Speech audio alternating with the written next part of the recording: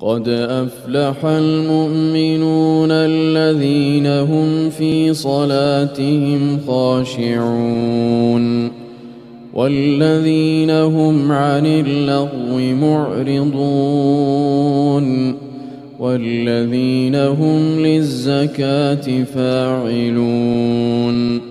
والذين هم لفروجهم حافظون إلا على أزواجهم أو ما ملكت أيمانهم فإنهم غير ملومين فمن ابتغى وراء ذلك فأولئك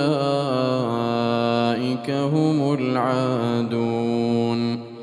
والذين هم لأماناتهم وعهدهم راعون